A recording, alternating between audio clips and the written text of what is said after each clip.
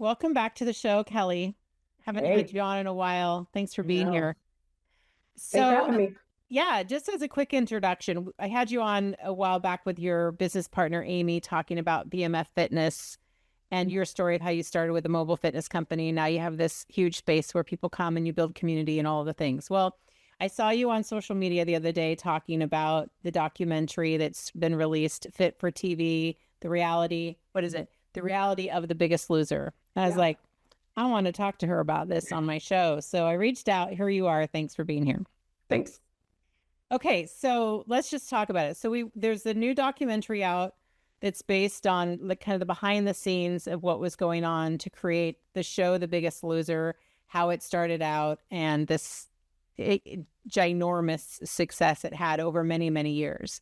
And Good. now so many things have been revealed about the tactics they used, which, looking at it from even any point of view over the years, like how is any of that sustainable and who can work out that often and who can have that restrictive eating plan, whatever the case. So some of the things you were sharing, I thought I wanted to talk about here today. So we're just going to kind of go over it with you, starting with your story, because you Okay. are someone who had to overcome big challenges to get where you are in your fitness journey and your health journey. And let's start there because Yeah. I think we can all relate to the people who were willing to try anything to get where they needed to be health wise. So let's talk about that a little bit. Yeah. Your journey is you've I been on think it I for was, a while now. yeah, on it. I mean, since I can remember.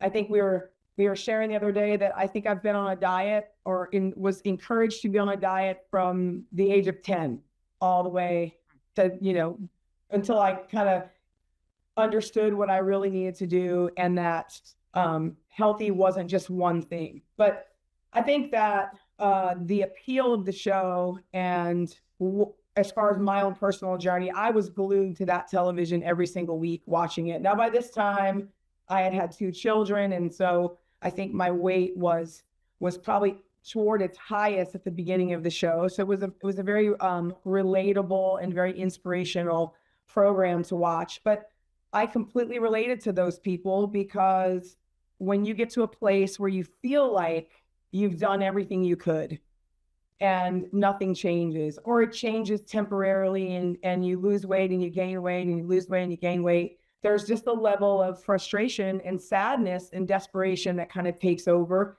And usually now, many years later in my industry, what I see is I either see that sadness and frustration and desperation leads you to a place of real change or complete surrender to it is what it is, and I'm just going to ride the wave.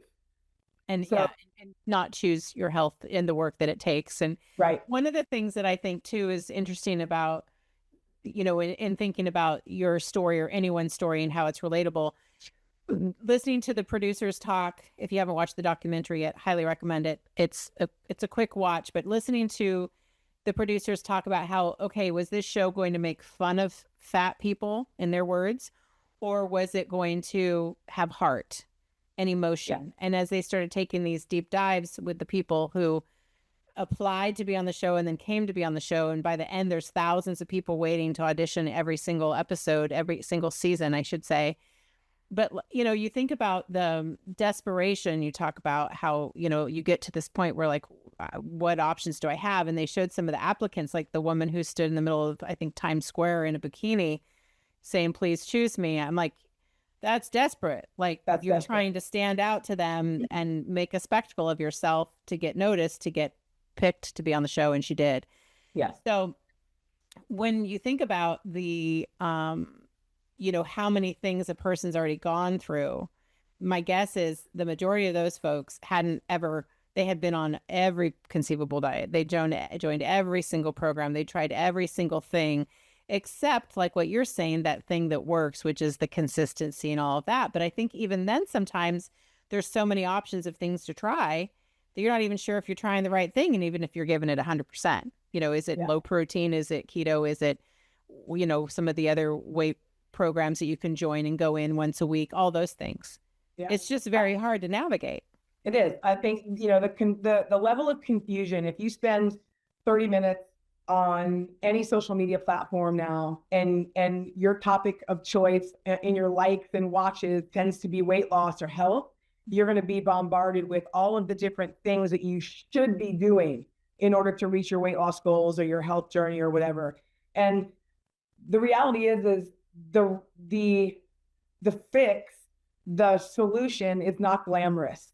It is doing the same redundant things on a consistent basis. And honestly, even if it's right or wrong in terms of the program, if they're still doing it consistently, almost everyone sees results because they're changing their daily habits, they're changing their lifestyle habits. So whether it is a whole food plant-based diet or a keto diet, which are completely polar opposite, it is, if they're doing it and they do it with intention and with consistency and discipline, it almost always works. Working and it being a sustainable way to live is completely different. Every diet works, but it is, can you maintain that and can you sustain that? And can it be what you become, what your life becomes? This is where this program on this reality show was a spectacle, and they got the shock and awe and the wow factor of it all, and it tugged on a lot of people's inspiration in their heart, and they wanted to be like, well, if they can do it, I can do it. But it was, what happens when they go home? People have lives and they have other things besides that one thing that made their life kind of under a microscope and famous. And when they get back home, they just can't sustain it. I think the statistics, and they didn't talk about that in the documentary, but I have read about the Biggest Loser show for many years as I've been in the industry, and it's very few and far between are there contestants that have kept their weight off.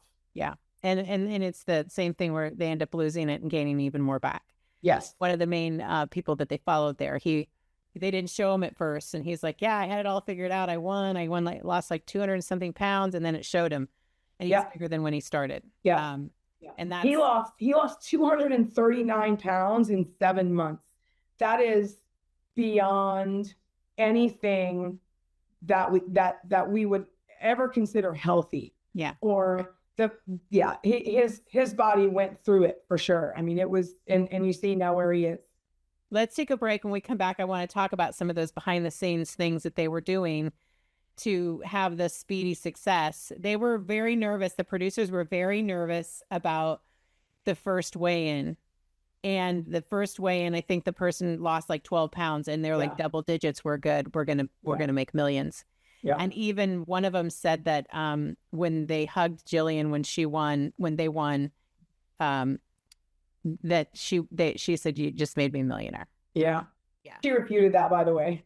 She says she didn't say that? Yeah, she said she didn't say that. She said that there was no chance that he was mic'd and she was mic'd, and that there's no way that an audio engineer wouldn't have picked that statement up had she said that. She makes a good point there. She's come back, and she's been pretty active on social and on the interview scene, and she's been shooting it all down. And she had some receipts too. She posted some stuff on her Instagram that showed that the doctors and the producers knew about the little tricks they were using. Yeah, and that's an interesting point too, just even clarifying that, because in his mind, he might have just thought, I just made her a millionaire.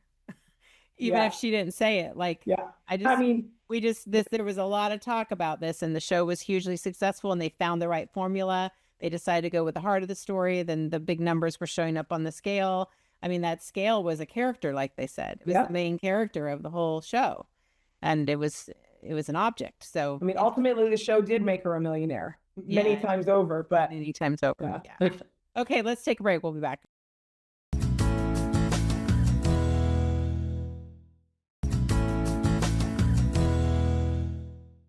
Okay, we're back with you, my friend, Kelli Barrett in Houston. Fit for TV, the reality of The Biggest Loser. We're talking about the documentary. I saw you making some comments on your Facebook page one day, and I thought, oh, I would like to talk to Kelli about this. Yeah. So we are talking about it. So some of the tactics we were talking, starting to get into the conversation about some of the tactics they used for this weight loss that is not sustainable.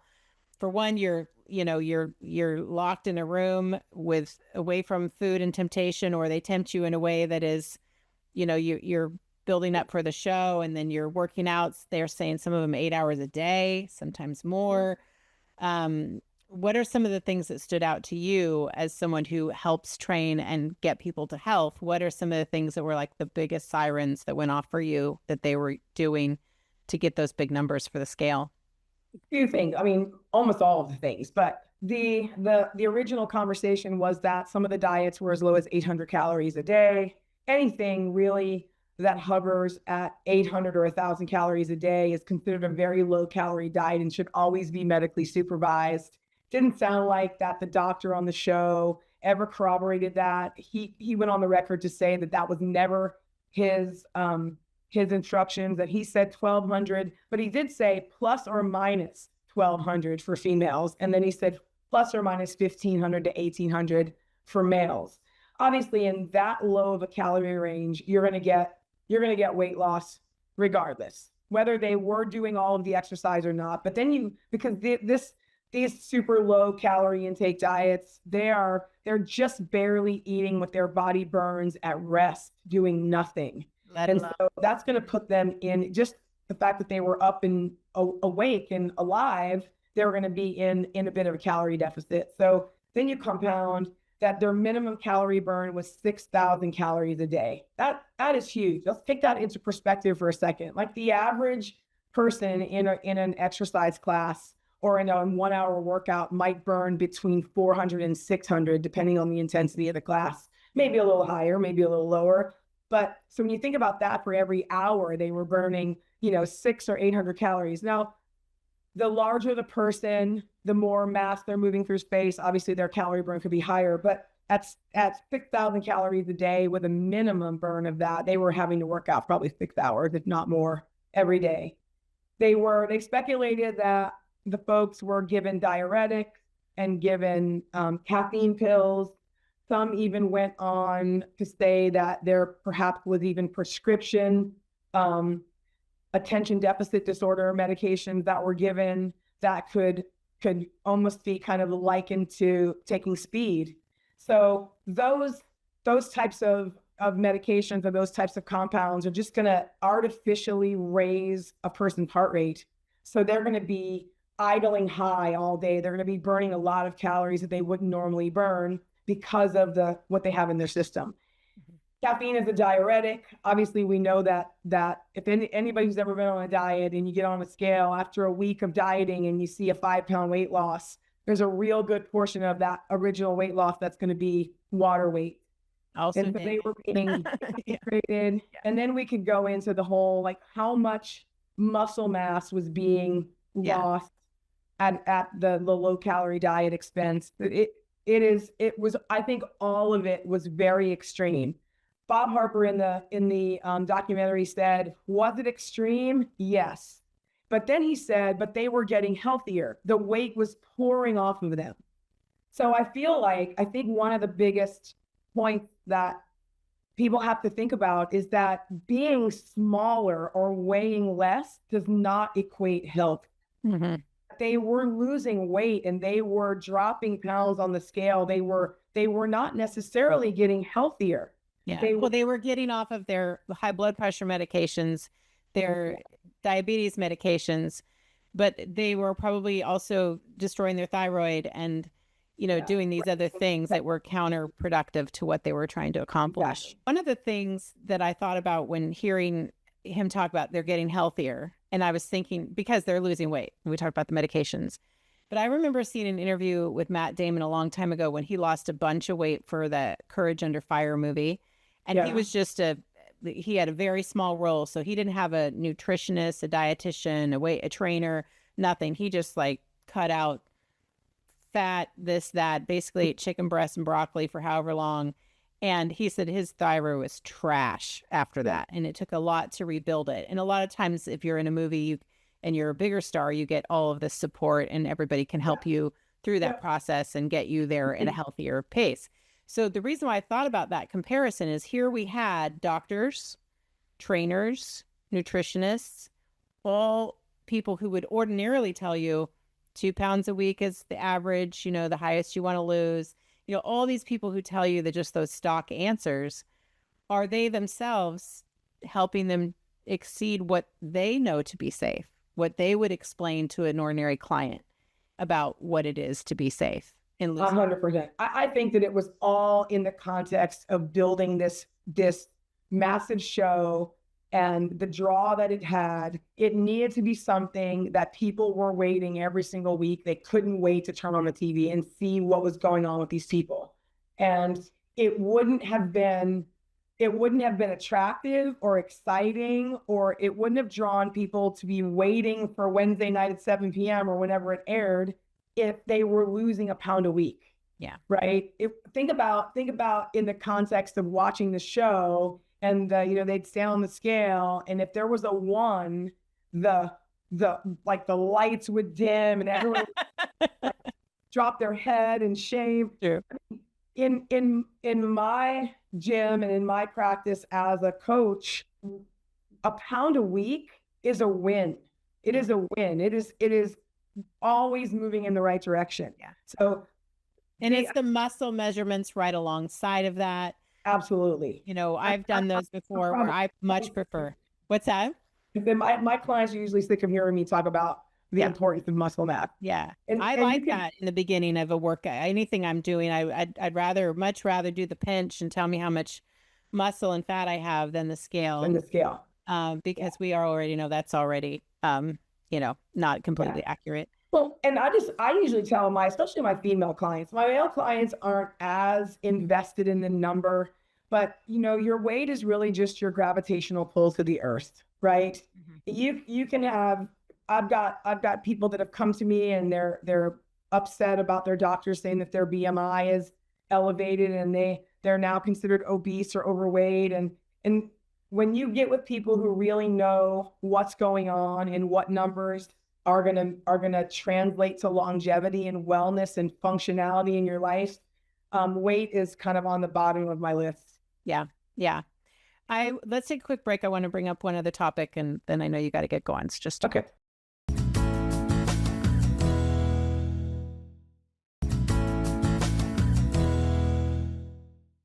Okay, we're finishing up our conversation about everything that went on behind the scenes of the Biggest Loser program. Kelli, you're a trainer. You've been in this industry for how long now?